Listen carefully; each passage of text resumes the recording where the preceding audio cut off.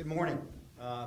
Thanks for joining us. I have some updates regarding our local response to the coronavirus in Duval County. Joining me today is Dr. Matt Rill from Telescope Health. He'll talk about the testing location we're opening at the Prime Osborne Convention Center here shortly. I'm going to provide some brief remarks and updates from our partnering agencies, and then we'll open up for questions for you guys in the media so we can get information out to the public. We're here today to announce the launch of a city-sponsored drive-through testing opening at 11 a.m. tomorrow morning.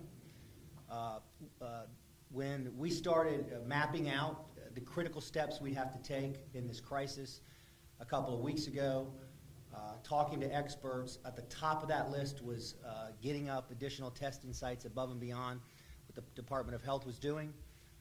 To that end, this is where we are today and why we're setting up this first site. We're working with Baptist Health and Telescope Health to operate this location. It will run from 11 a.m. to 7 p.m. 7 days a week, provided supplies are available. I know a lot of citizens are concerned about this virus and want to be tested, but in order for this to run smoothly, there has to be a scheduling and screening process. Therefore, citizens cannot just drive up for testing.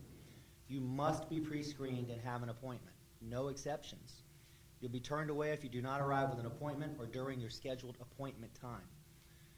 We've seen examples in other cities where they've not run a process like this, and it just didn't work. Hours of lines with people unable to get tests done, those that should be tested. You must have symptoms and you must meet certain criteria to get an appointment. This is to maximize the use of limited resources. We must prioritize testing for those who are displaying symptoms. There'll be a scheduling and screening process in place through Telescope Health's website and mobile applications, and tests will cost $25 with the use of a promo code, which will be refunded by the City of Jacksonville for Duval County residents. Those who meet the requirements for testing will need to bring their driver's license, their own pen, and proof of their Telescope Health physician order in print or on their mobile device. Please stay in your vehicle and do not roll down your window. Restroom facilities will not be available at this location. In addition, I think it was last week, I was talking to an aide to the President Trump about what we need, and I mentioned testing as well. To that end, we learned that they're bringing a testing site. The federal coronavirus testing location is opening sometime this weekend at TIA Bank Field. We're still working on the details, and we'll have more information for you tomorrow. This location will run from 9 a.m. to 5 p.m., and we'll perform screening on site to prioritize testing for high-need individuals. But again, this testing facility will also be for individuals exhibiting symptoms of COVID-19, fever, dry cough, shortness of breath. With the increase in testing, we fully expect the numbers of positive COVID-19 cases to increase. My administration and I have been in contact with the grocery industry leaders throughout our city. They have committed to me that they will keep their doors open through this crisis. It's also been assured that their food distribution and supply chain remains intact. Every grocery store in our community is currently and will continue to receive daily shipments of goods. As a result of mass purchasing, grocery stores have been forced to place limits on personal care products. In order to prevent these limits from extending to other items, including food, we must remain calm and only purchase what is needed for families and neighbors. I want to thank those businesses and individuals who have followed the rules and restrictions issued by the governor and my office in recent days. We know these measures are incredibly painful and will be awful for the bottom line of business, residents, and families. We made these difficult decisions based on health experts' guidelines to protect and prevent the spread of COVID-19. These decisions will save lives. As I've said multiple times in the past few weeks, these measures are aimed at flattening the curve and preventing the severe spike in cases we've seen around the world. We want to prevent a rush of cases in our hospitals and medical systems that could overburden doctors and nurses and prevent those with other needs from receiving critical care. If you feel you may have symptoms of COVID-19, do not go straight to a doctor's office or emergency room. Please call your physician first. Last night I had a conversation with Senator Scott, and he's put forth a proposal that I support. and I've looked into with our attorneys to see if I have the powers to implement any of this, and I don't. However, the federal government does. He shared with me that he proposes to expand unemployment insurance and impose a moratorium on mortgage payments, rent, and utility bills. I fully support this proposal, and I would encourage people to let their representatives in Washington, D.C. know this is a good idea for our people. When I spoke earlier this week, I urged Jacksonville citizens to come together to be helpers, to reach out and care for our friends and neighbors. Earlier this week, our nonprofit community partners reactivated the Florida's First Coast Relief Fund to assist organizations on the front lines helping those in our area affected by this public health crisis. The fund is actively accepting donations via the United Way, and local nonprofits can apply to receive funding. This is a great way to be a helper for the citizens of Jacksonville. Citizens in need of services can call United Way's 211 hotline for assistance. So again, testing starts tomorrow at the Prime Osborne Center at 11 a.m. Citizens will need to be evaluated via Telescope Health's website and mobile app to get an appointment. We'll take questions from you in just a few moments, but first I want to turn the microphone over to Dr. Rill to talk about the COVID-19 testing location we're launching with Baptist Health and Telescope Health. Doctor? Thank you, Mayor Curry, for sharing those updates. My name is Matt Rill. I'm the CEO of Telescope Health. We're an emergency physician group here in Jacksonville, covering the Baptist hospitals. Before we take questions, I wanted to briefly walk through kind of step-by-step how we're going to do the pre-screening, testing, and scheduling process. As the Mayor mentioned, Telescope Health is working with the City of Jacksonville to begin pre-screening, scheduling, and testing to mitigate the spread of COVID-19. We want to encourage all Duval County residents to consider screening themselves first at home. For the virus, we've made it really simple.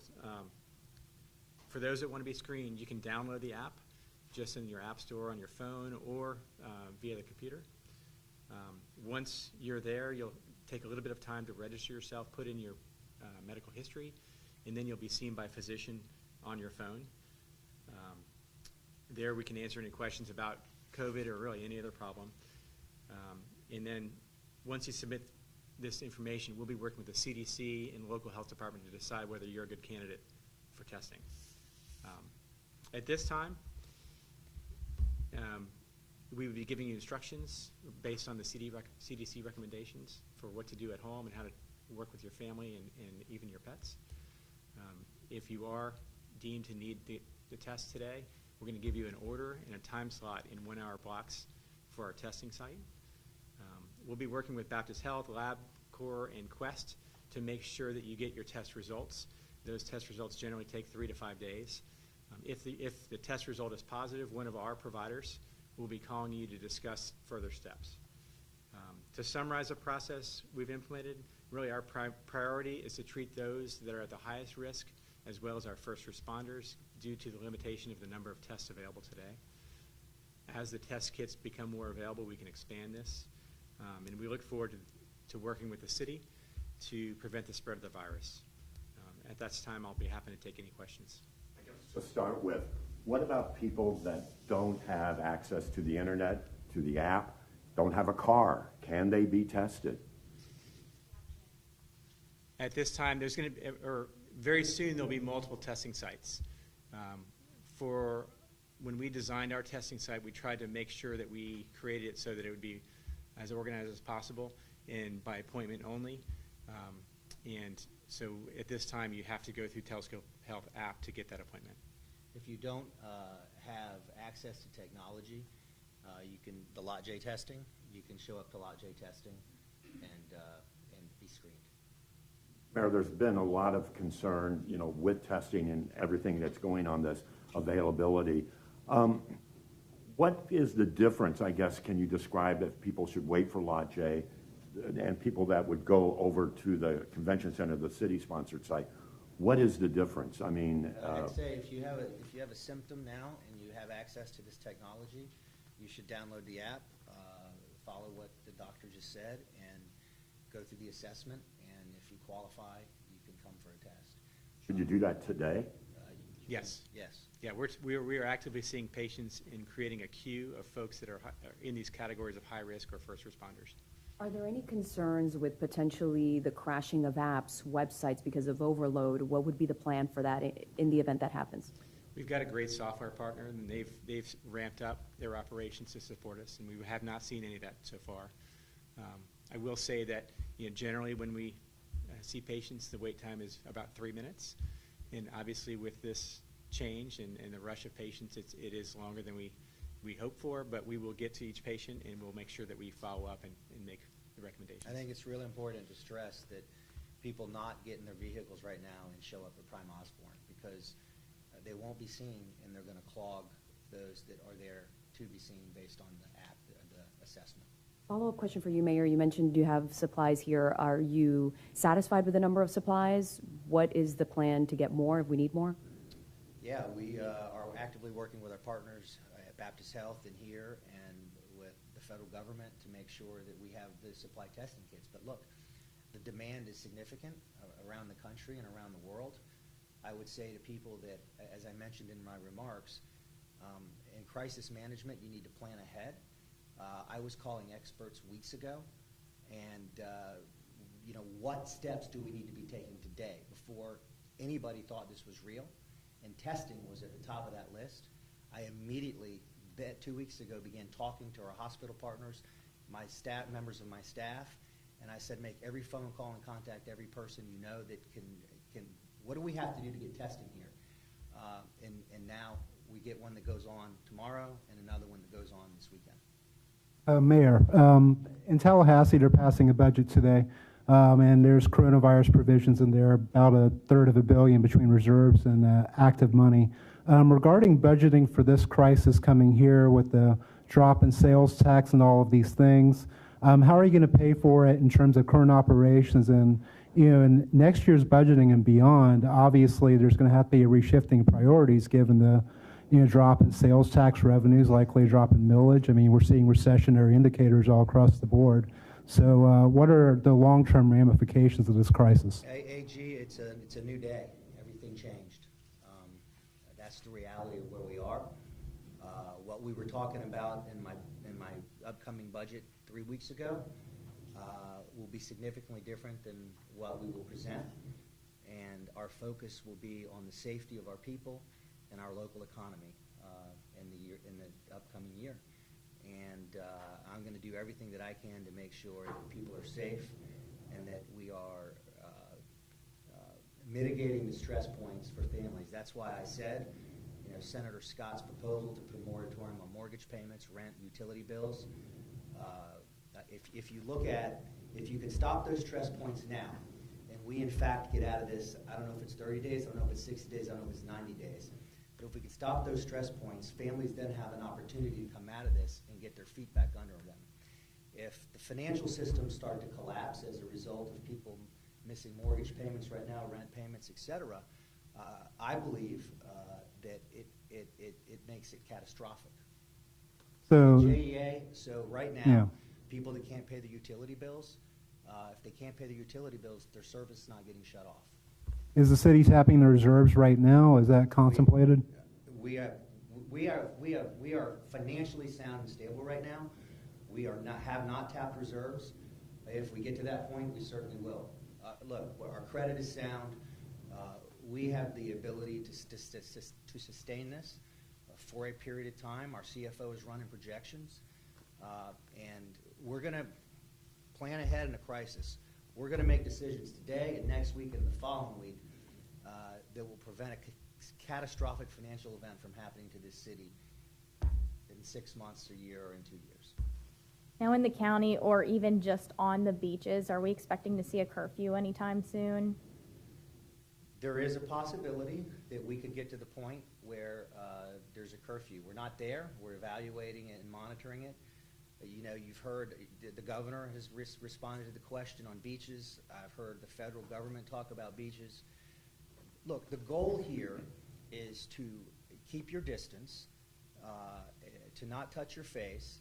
So if you're on a beach, for example, or if you're in a public place and you're with your family, you just got to stay away from people. You shouldn't be clustering with people that you don't know who they're interacting or where they're interacting.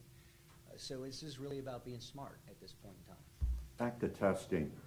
When this does occur, how would people be notified if they are positive? And then what would happen at that point? Doctor? So one of our, if the test comes back positive, we'll be calling them directly, one of our providers. So that would be either one of our physicians or advanced practice clinicians. If it's negative, we have a team behind that as well, also calling the patient. And we're working collaboratively with Baptist Health and LabCorp and Quest to stand it up. And you had mentioned it's going to take about a week for results to come in? What we're hearing from the lab companies is currently the technology is 3 to 5 days. I'm hearing longer at other parts of the country, to be honest. So we're hopeful that that's the time frame. There is new technology that's being approved rapidly that may change that within a week or two. Personal protective, or doctor, if you want to answer too, personal protective equipment for first responders, healthcare professionals, is there a concern with that right now, or are we good with the supply as we speak? Our public safety workers, we were on top of that again weeks ago, and we have that equipment. Certainly as this thing, again, we don't know the timeline on this. But here's what we do know. If we flatten the curve, we shrink the timeline. The longer the timeline goes, if the timeline goes long around the country, that will stress supplies. This is why it's really important that people heed our instructions and flatten the curve, and we won't get into a supply issue. So just people need to listen to us. Look, these are unprecedented times. Our grandparents saw some really significant times. We saw a recession. We saw 9/11. But this is real. And I don't say that to scare anybody. Fear is of no value right now. You need the facts, the public needs the facts, and we need to react accordingly in the reality of the situation we're in. And that is, let's social distance, let's flatten the curve, and let's come out of this thing together. And we'll all take care of each other. If people are going in for testing, should they self-isolate until they get the results? Yes. Yes. And that's really been our message to folks as they've exited the ER or the telescope health space is we want them to assume that they could have it and self-isolate at home. That protects them and it protects their neighbors. And then you always say you're not going to do this unless you have symptoms or when you set up with the online doctor. But everybody says, hey, well, I have a cough, so is that a symptom? What are the real things they want to know, and does the travel play a part in this? Like if you didn't travel out of the country or area, can you go get tested still? If you look at the recommendations over the past week, it's really, those have been adjusted day to day. The current CDC recommendations still include some of the travel as part of the risk factors. However, obviously we have them in our own community, so we're taking that in consideration. That's why when we look at those over 65 or people that have pre-existing conditions and they have the right symptoms, we arrange for testing. Can you talk about that, the symptoms? So, I mean, what people, can you say, like, I'm sitting at home, I think I should call. When should you call? You know, I think this disease is a spectrum of illness, and you have many folks who have everything from just a cold-like illness that really don't need to be tested to those who have severe respiratory illness that do. I would say if you have a cough, just isolate right now. And maybe it's an allergy. If it's an allergy and you isolate, you're protecting people. We got to be cautious right now. We got to be smart. Mr. Mayor, in terms of the regulations on businesses, can you discuss any more drastic measures that we might see over the next week or so? If we don't flatten the curve, which we're taking actions to flatten the curve right now, we could have a curfew, we could have a full shutdown. I don't want that to happen, but this is about our behaviors right now and our behaviors in flattening the curve. I will say this, the anecdotal evidence that I've seen is, at least in restaurants and other social places, buildings, people seem to be listening to us and taking this seriously. Thank you, everyone. Thank you. Thank you, Doctor.